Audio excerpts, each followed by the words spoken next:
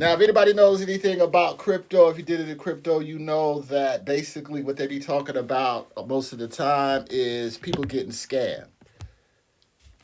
Very true. Very true, but it's not easy. And I'm going to tell you my story about it because you actually got to get them help. But the types of wallet they have hot wallets, web wallets, mobile wallets, desktop wallets, cold wallets, hardware wallets, custodial wallets, non-custodial wallets, multi-signature wallets for the crypto. And how I even got into crypto is I'm an artist. I told you that. Um, so I had a line of NFTs. About what is it? 25? Oh, 4 years ago. 4 years ago, started drawing my NFTs. Put it on there on OpenSeas. Anybody knows what OpenSeas is? It's an NFT thing where you sell your NFTs. I'm also on crypto.com. I'm also in Coinbase. And side note, I was with FTX. And I was doing pretty well on FTX until they collapsed and crashed. And you know what happened to FTX. Want my $10 too. Real talk. They'll give you all this paperwork and shit to fill out for $10. You know when you shut that down, you know who you owed. You just look on there, and give everybody's money back. But y'all crooks, straight up. And it ain't allegedly. Crooks. Well, let me get back to my NFT 123 story. So, set up my thing on OpenSeas. I think I have 5 different series. The most popular one being the kids from Crossbadon. It's my autoregressive atlas of brothers and stuff walking around doing their thing in an alternate universe in the world. That's just how my mind works. So I'm doing well. And this particular week, this one, very popular. This is my version of me back in the days being an alcoholic. Black as hell. Ain't combed my hair. And hey, juiced up. Juice on the loop now. Anyway. Yeah, one of my popular ones. But this wasn't the one the guy hit me up about. So how it goes is they'll contact you.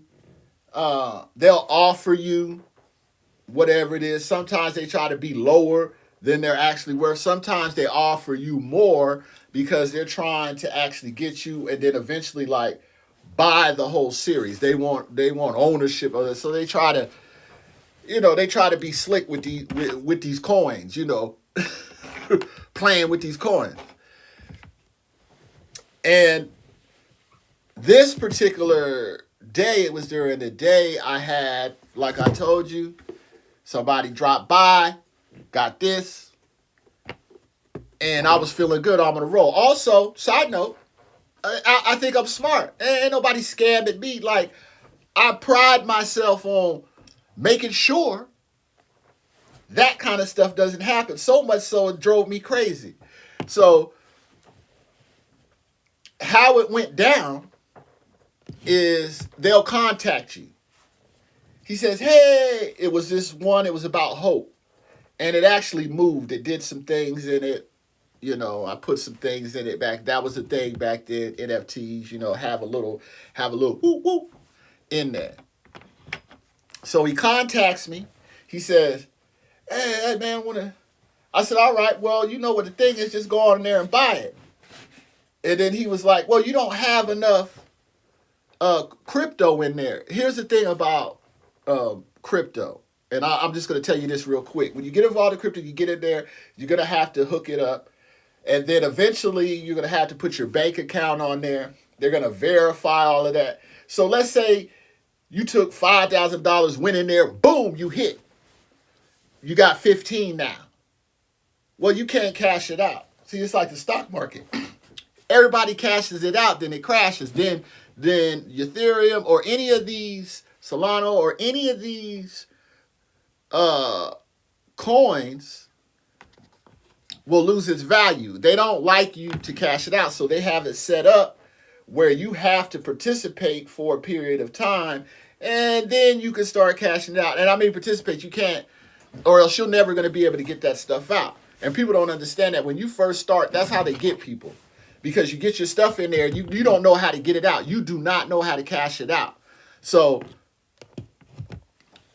he has like, it's 4,000 over what I'm offering.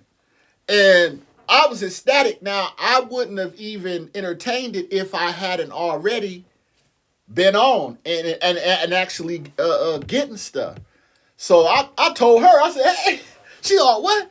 So I immediately get in there, do the thing, and then he contacts me back. He says, well, you have to have a certain amount in there. I said, well, I got enough in there. He said, no, I'm trying to buy it.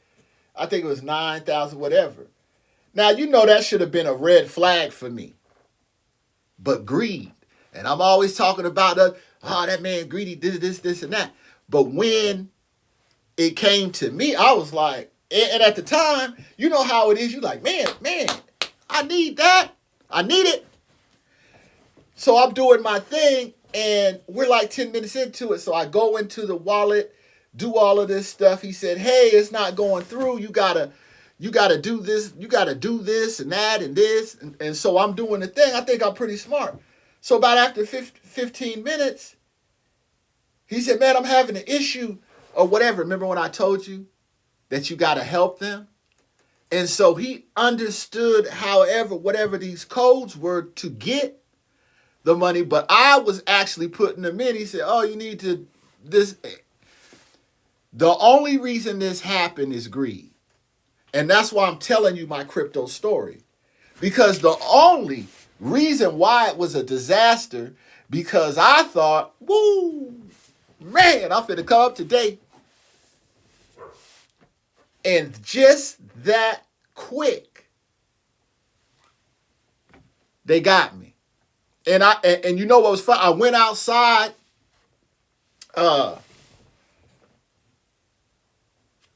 cooled off, went outside, was like, man, this don't make no sense. So I shot a thing to the help thing, and I was telling them, they was like, who is it? What? And they was like, oh, no, this individual. I said, what? So I went back. Now, you got to understand that I haven't, at this time, cashed out any of my crypto. I'm keeping it in there. I don't really need, I'm keeping it in there. I want to build up, and then eventually I want to invest in some other stuff in crypto. So I was just leaving it in there. I wasn't really tripping about cash. But when that happened, I had to go find out how to cash this stuff out. So I had a Coinbase, and my wallet is MetaMask in OpenSeas. And people know what NFTs, they know what I'm talking about. So I have MetaMask and I have Coinbase. And so I immediately went in there. And when I went in there, because I had like 21 something, almost 2,200, you need that amount of money. When somebody's buying something, you got to have the percentage of, I don't know how much it is, but it fluctuates based on the market. And so this dude, he is working his magic. And I'm like, I'm smart enough now. I woke up. I was in some fantasy about the money. I woke up. I'm like, oh, I got to get this. It just dawned on me after about 45 minutes. I got to.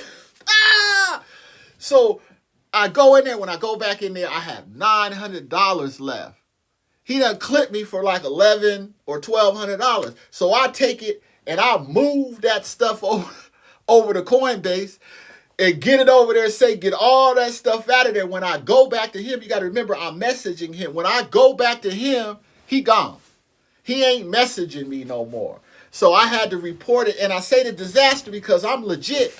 This dude does this weird ass stuff. And then I gotta fix it. So when I'm talking to them, I said, no, she said, you can't use this no more. I said, I didn't do it. It doesn't matter. I was like, what?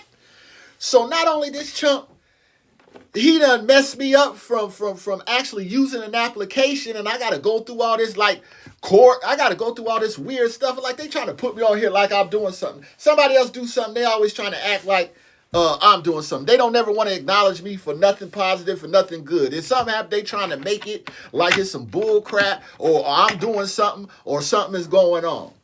And they clip me. And what I can tell you about this is that at first, when it happened, I had a visceral reaction.